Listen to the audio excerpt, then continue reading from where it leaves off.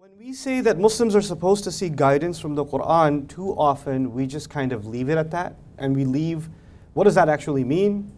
How are we supposed to figure that out? We leave that to the imagination. Okay? So it's very possible that you hear a khutbah that says we need to seek guidance from the Quran, and everybody listening to that is walking away with something else. You understand that? So I'd like to take this session to kind of dig a little deeper and understand, what does that mean actually to try to seek guidance from the Quran? What emotional state and what attitudes do we have to have so we can actually benefit from that guidance? So the first thing I wrote here was prerequisites for receiving Quranic guidance for believers. Now, the first item there is your moral compass is still intact.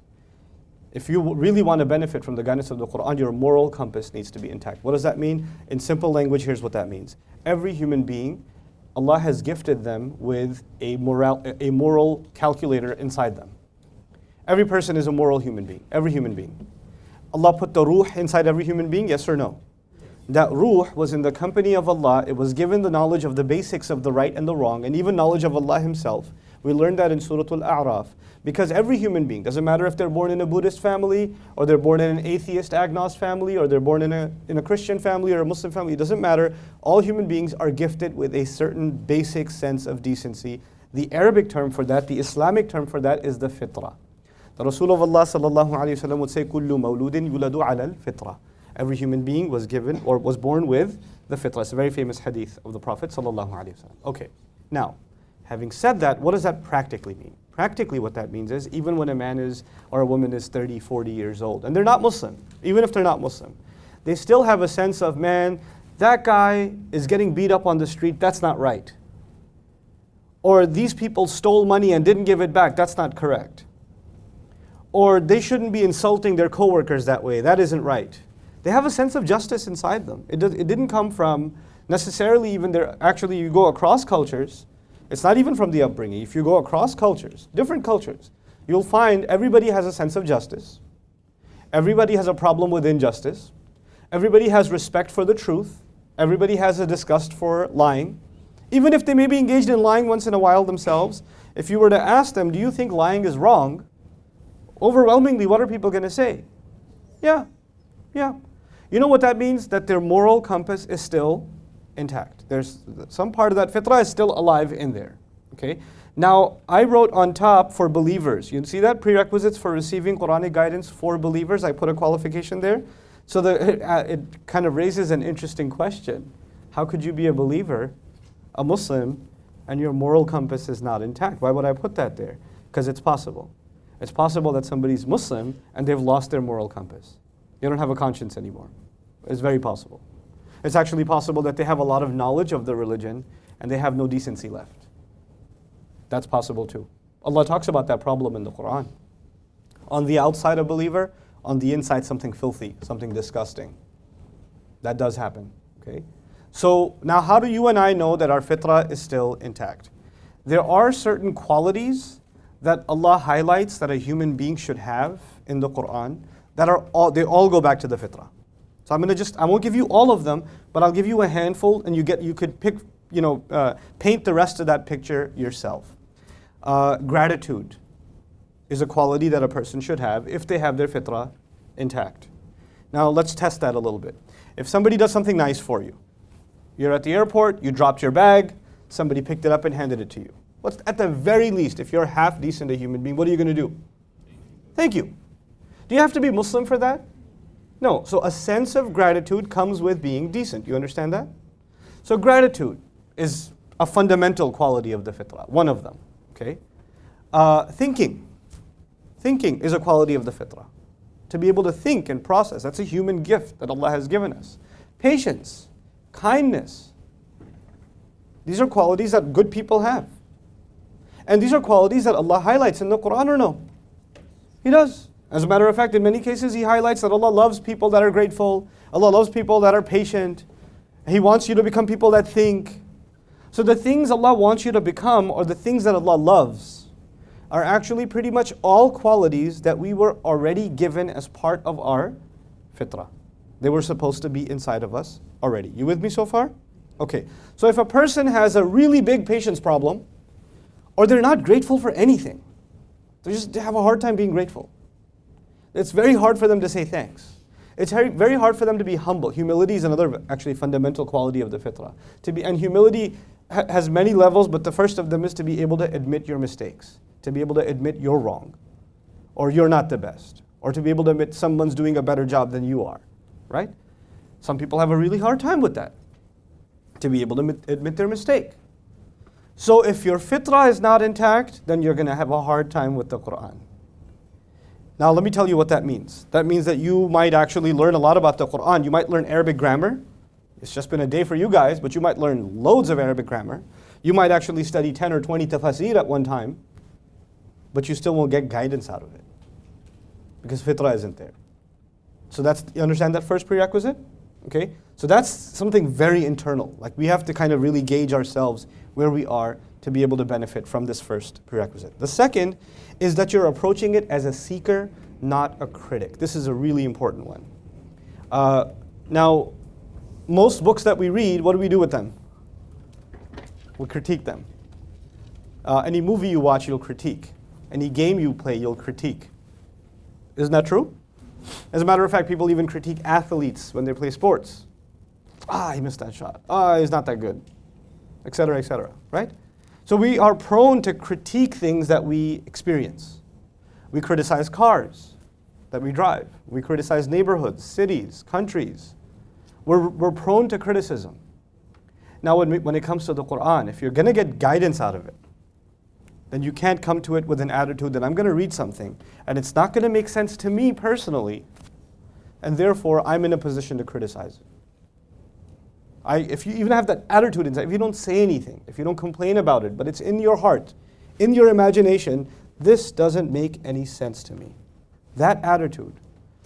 If you have that attitude, you know what that means? What are the implications of that? The implications of that are you're thinking that your understanding is so superior, and according the ayah of the Quran or the statement made in the Quran somehow does not meet the standards of your understanding.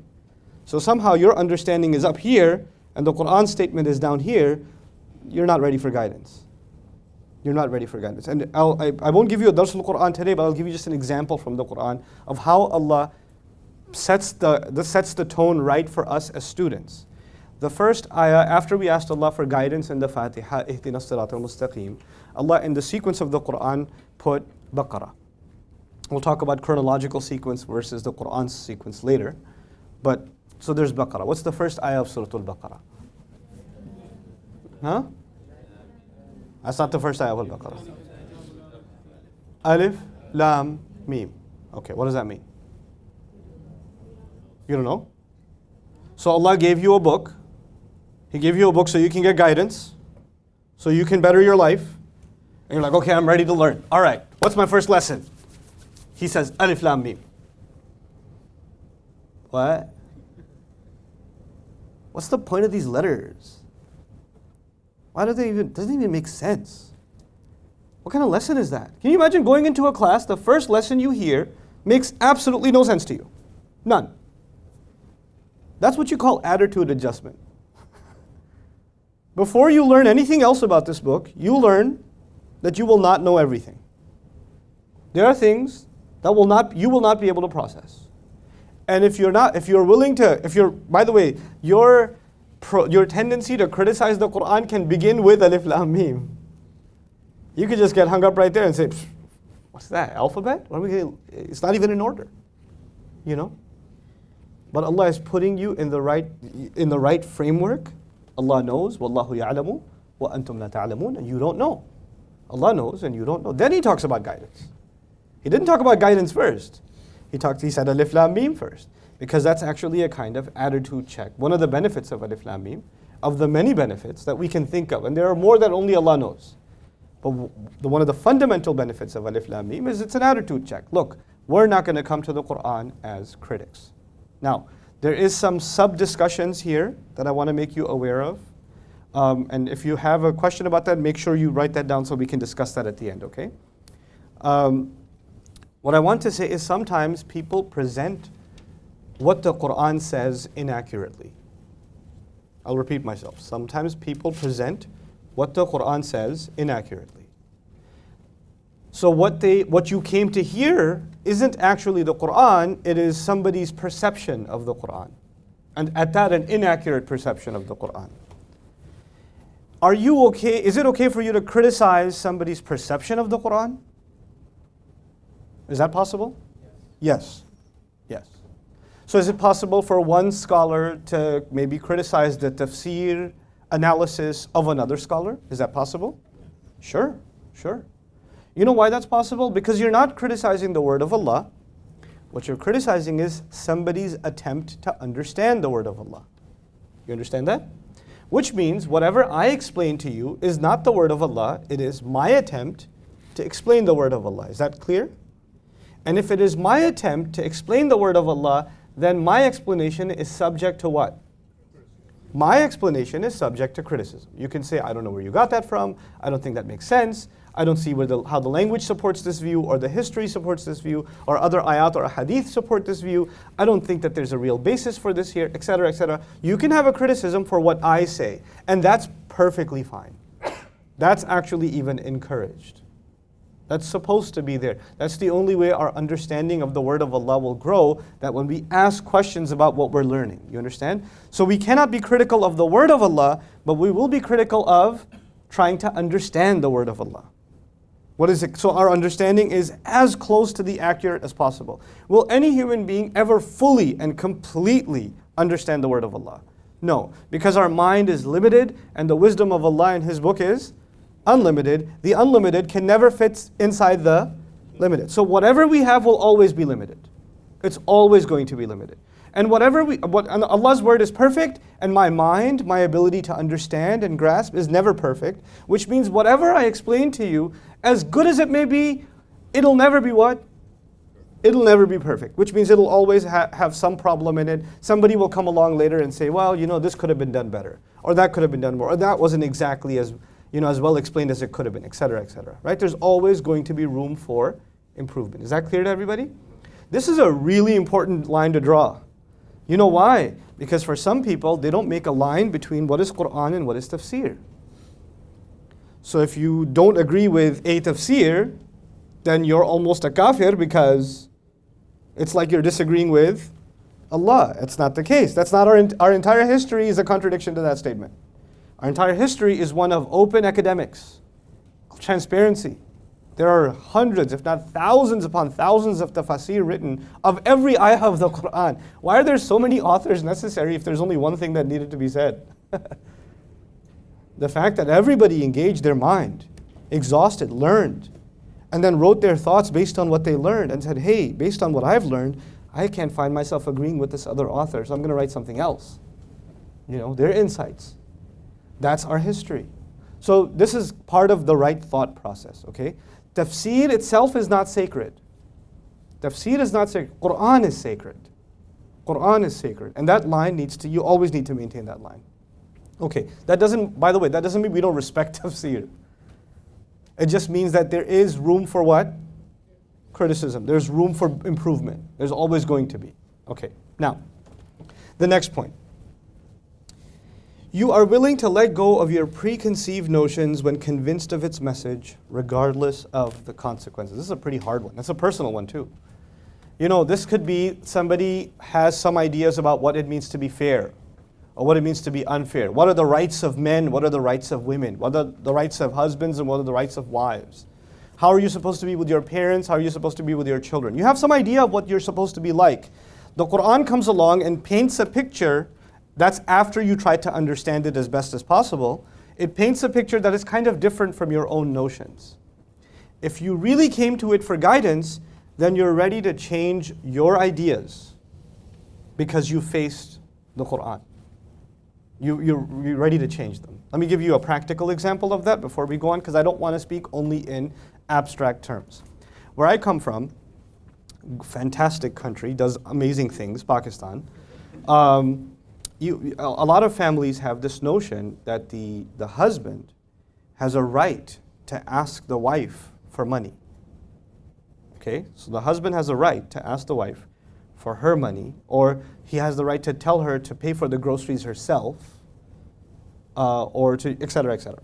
Okay, or ask her parents or her brothers to pitch in for the rent or something. Jao apne bhai se mango. Go and ask your brother, go ask your mom, go ask your dad. They have good money, they have a car. Why don't you ask them to give us a car, etc., etc. So now the husband is making the wife get stash out of his in-laws. You get what I'm saying? The Quran paints a picture, and the Quran describes that basically the wife has absolutely no financial obligations to the husband. None whatsoever.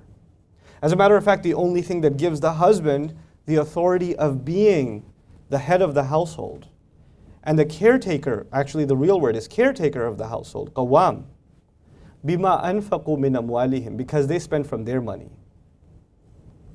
So as a matter of fact, if you ask the wife for her money, then you are relegating your role as qawwam from the house. That's a pretty big preconceived notion in an entire region of the world. That would be a lot for somebody to swallow.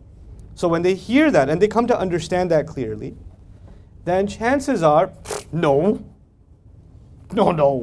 you're wrong. Yeah, I could be wrong, you're right. What can't be wrong? The book of Allah can't be wrong. Please explain to me what you think about this ayah. Fine, I'm wrong. I already admitted my interpretation could be wrong. I could be entirely misled. But the book of Allah is still the book of Allah. You're still a believer. You still believe in this ayah. So what does this ayah mean to you? Are you saying it means nothing to you? Because that would be a problem. You understand? So there are preconceived notions you and I have. And by the way, that was just an example of an un-Islamic preconceived notion. But there are other kinds of preconceived notions. Maybe you thought something is a really big part of Islam. It's a really big part of your religion. And the Quran comes along and says, actually, that's not a big part of your religion at all. That's not a priority at all. Something else is a much bigger priority. So now what was a big priority to you as part of your spiritual life is being reorganized, and Allah is telling you something else is a much bigger priority. That's hard, because people get used to practicing their religion a certain way. But if you're not ready to change everything about your life, your material life, your social life, even your religious life, you're not ready to change for the sake of Allah because of His word. His word is not powerful enough for you to make changes in your life, then you're not ready for guidance. In other words, I have to be mentally prepared. I've been trying to understand the Quran for maybe 15 years. But I have to be mentally prepared that I might learn something tomorrow that will make me change my deen. Not my deen meaning my religion, but the practice in my deen. Or some things I used to think about a certain way, I can no longer think about them that way. Because now I understand this ayah, or I came to understand something about it that has changed my opinion entirely. I need to be, because my understanding and my practice of my religion right now is not perfect. It's a work in progress. Which means for every student of the Quran, their religion is a work in progress. You understand that? Okay? So that's the readiness, the willingness to be able to change as we learn more. Okay. Now moving on to point 2. Everybody good? You guys are good? Okay. What does it mean to pursue guidance? This is actually, this is based on some conversations I have had with college students and people at the masjids and other places. And I've heard some khutbahs and I sit there and I go, don't say that. People say, we have to read the Quran and we have to bring every ayah of the Quran into our life and we have to put it into practice. Okay, I'm ready to put every ayah of the Quran to action. Let's start.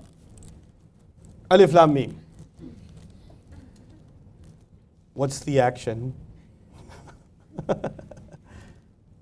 Oh, فَتَوَلَّى بِرُكْنِهِ فَقَالَ سَاحِرٌ أَوْ مَجْنُونَ. Fir'aun turned with his posse and he said Musa is a magician. Let's put this ayah into action, yo. How do you put an ayah into action? Where did you get this idea from?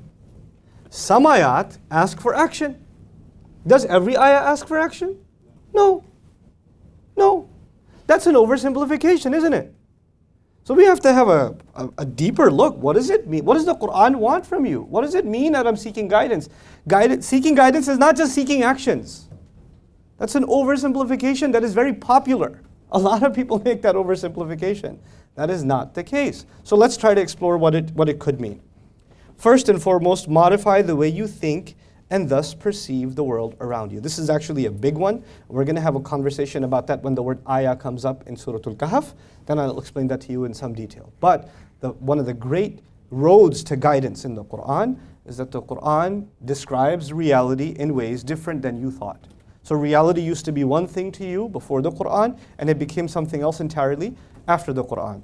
And you know, when you see something as valuable, you think about it a certain way. When you see something as useless, you think about it another way. Isn't that true? So the Quran changes your perceptions and changes the way you think about the things that are happening all around you. To give you a simple example of that, the Quran talks about plants coming out of the ground. But even if the Quran didn't tell you about that, you already knew plants come out of the ground. So what difference does it make when the Quran says it? When the Quran says it, he says every time you forget about Judgment Day, just remember plants come out of the ground. Whoa, wait. So now plants coming out of the ground, according to the Quran, are a reminder of what? Of Judgment Day. What could be? Can any of you tell me, what could be the relationship between plants coming out of the ground and Judgment Day? Life out of death. And we're going to be underground. And we're going to be reduced to maybe something the size of a seed. You know, nothing even less. And then Allah is going to bring us out of the ground. And so if you're in doubt about resurrection, then just look at plants coming out of the ground. Now, when I think about a plant, it is now forever changed. When I think about grass outside, even though we have very little of that in Texas, it has changed. So we have lesser reminders of akhirah here, you know. But whatever the case may be, you understand that your thoughts about something so simple have changed. So simple. You know, guidance brings different kinds of goodness. Did all the Sahaba have the same kind of goodness? No. Some Sahaba, their excellence was in spending, others in battle, others in learning, right? Some Sahaba had different areas of excellence. You know how Allah describes this? Allah describes this with, Allah sends rain from the sky, and different colored, beautiful plants come out of the ground. Same water, same dirt. Same Quran, same human beings. But when the Quran comes inside, different kinds of goodness comes out. Just like different color flowers, different kinds of trees. Subhanallah. When you see a field of flowers in a botanical garden, now you're not thinking just about flowers. What are you thinking about? The different kinds of good that people do. Different kinds of great efforts that people make. How not all of us have to be the same to be worthy of appreciation of Allah. Subhanallah. That's what I mean by the Quran. It changes the way you perceive things. If actually, while you're driving the car and you see a field of flowers and nothing went on in your head, then you're not on your road to guidance. That's what the Quran is supposed to do. It's supposed to change the way you see the world around you. That's its job. That's why the Quran's talking about the mountain and the tree and the bird. So when you see the bird, you remember what Allah said. When you see the mountain, what did He say about the mountain? You know, and what thoughts did He want you to have when you saw a mountain? You get that? That's our road to guidance. Now, the next step. Modifying what is most important and what is least important to you. Prioritizing. يُنَبَّأُ الْإِنسَانُ يَوْمَئِذٍ بِمَا قَدَّمَ وَأَخَّرَ. Human beings will be thoroughly informed about what was a priority to them, what He made a priority, what they put off till later. Look, every single day you make decisions about what is priority and what can wait till later.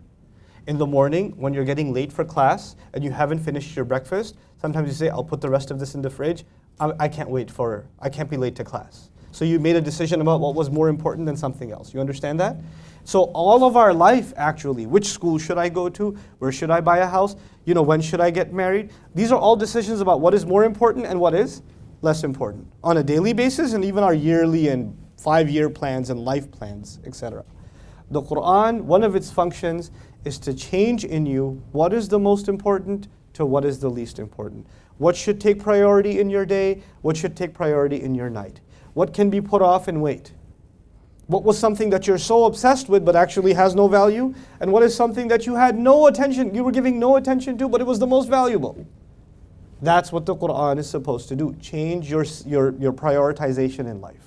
Okay?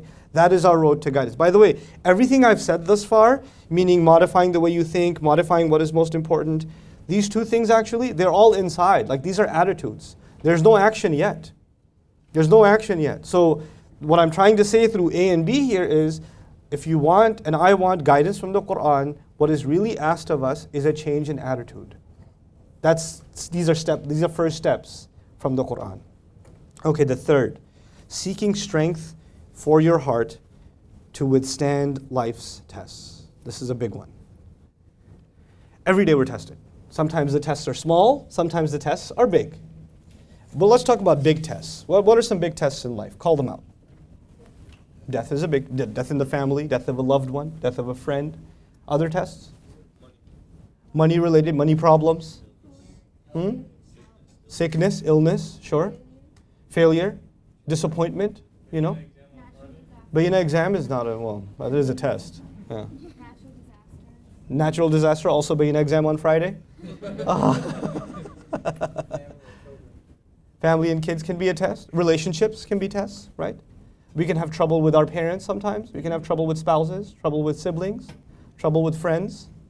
Isolation can be a test. You feel lonely. You feel like nobody understands you. You feel everybody hates you. Addiction can be a test, sure. Now, the idea here is these tests, when people are going through a hard time, what do they need? Again, call it out. Comfort, solace, support, someone to talk to, someone to vent to. You know how many people come up to me and say, I need to talk to you for 2 minutes? It's usually 2 hours. I have this thing that I can only talk to you about. No one else on the planet will understand my problem, except you, because you're on YouTube. But what in all reality, not to dismiss people's issues, people need someone to talk to. And people, more than anything else, need someone to give them hope. Show them a light at the end of the tunnel. Convince them that they can get through this. They are stronger than the trial that they're facing. That whatever they're going through, there has to be some good in it. They need that, and they need somebody to say that in a loving way, in a kind way, in a comforting way, And when that kind of comfort and love, it comes from someone with more authority. Like, when your younger brother says that to you, like, But when your grandfather says it to you, it means something more. When your dad says it to you, when your teacher says it to you, when a great scholar says it to you, it just kind of, okay. And the husband says, I've been saying that to you all this time, it didn't mean nothing. And he said the same exact thing, and all of a sudden, I feel so much better. Why? Because when somebody from a position of authority comforts you, the comforting itself is authoritative. One of the roles of the Quran in the life of a believer is, I'm having trouble. I need someone to comfort me. And guess what is going to comfort you?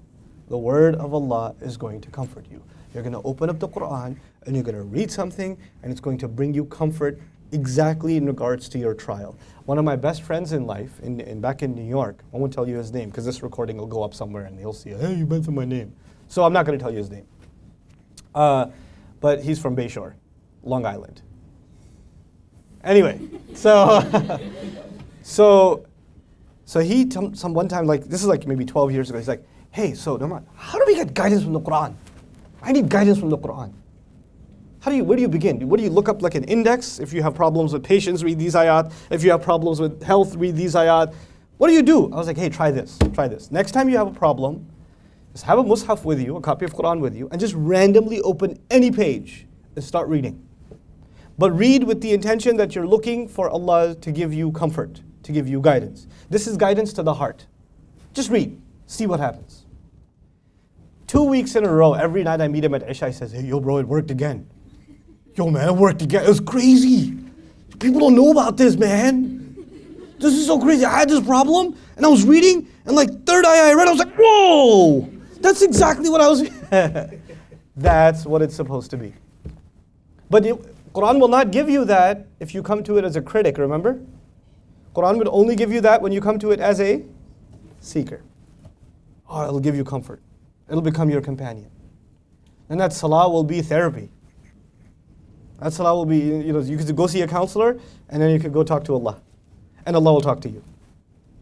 It'll become a thing of beauty. That's really, when you can learn Quran, you can internalize it, you can understand a lot of Quran. When you really taste Quran is when this therapy happens. And a lot of times this therapy happens in the middle of salat. Those are the most beautiful moments in a believer's life. When those moments happen, when the ayah hits you like a lightning bolt about the exact problem you were having, oh ho ho ho ho. That's a high. I'm not like talking about the kind of highs they made legal in Colorado. I'm talking about a real high. You know? I was just in Colorado teaching a class, and I did not let those people go. I've had so many jokes about that. Our iman is very high. Like, I was like, I can't believe you still drive in one lane around here. Yeah. MashaAllah. The straight path is very difficult for some people. Anyway, so now the last one. Using A, B, and C. What does it say? Using A, B, and C what? What does it say? Tell me. Call it out. Changing your behavior. Action. Action. And putting the book into practice. Does the entire book call you to practice? What did I say? No. I'll give you, again, not classical examples from the time of the Sahaba. I'll just give you something every day. Bunch of guys from last year wanted to go play basketball. And we didn't have the hoops back in this masjid yet. So we used to drive all the way to Plano to go play basketball every once in a while. So we drive over to go play basketball, and all these guys are wearing their basketball shorts, and they're playing ball, and the adhan for Asr comes. And we're about 15 minutes before Asr, we're sitting in the masjid, everybody's wearing shorts, everybody's sweating, sweaty t-shirts, whatever. And I was like, hey guys, we got some time, let's read some Quran. So we open up the Mus'haf, randomly. Ya ayyuhalladhina amanu khudhu zinatakum inda kulli masjidin. Those of you who believe, take precaution of dressing beautifully at every masjid. So we just read this out. We didn't read more. I was closing. I said, guys, you have a change of clothes in the trunk, right? Yeah. Okay, let's go change. So we all go change. And then we finished the rest of the ayah when we came back and we made salat. And then we changed again and played basketball. Okay? Now, you know what that is? That's an opportunity to bring something from Allah's word into practice. We could sit there and recite. Okay, you recite it with tajweed. He's wearing his basketball shorts, sweating and reading. It's not putting it into practice, dude. That's cool. It's good tajweed. Give me the i'rab. It's fi'l amr. Fa'iluhu dhamir mustatir taqdiruhu antum. Very good. But it's not putting it into practice. Actually, we'll see what the knowledge of Quran, where its role is, a little bit later. But when we come to understand the Quran and it gives us advice, then we don't hesitate in putting it into practice. What kinds of people have an easy time putting the Quran into practice? People that have met A, B, and C. What are A, B, and C again? You're working on changing the way you're thinking, you are changing your priorities, and you keep coming to the Quran for what? For advice. And you constantly believe the advice of Quran is the best thing for you. You know, when you learn to trust someone's advice, then when Allah tells you to do something, you're not going to do it because you're scared of Allah, but you're going to do it because you trust His advice. It's just good for you. That's just what it is. Even in the surah that has so many ahkam, perhaps more ahkam than any other surah, more commandments than any other surah, Surah An-Nisa. So many ahkam. What does Allah say? يُرِيدُ اللَّهُ لِيُخَفِّفَ عَنْكُمْ. Allah just wants to lighten your burden. I'm giving you these rules to make your life easy, not to make your life hard. That's what He says in the surah. That's so beautiful, you know. But that's an attitude that has to be internalized.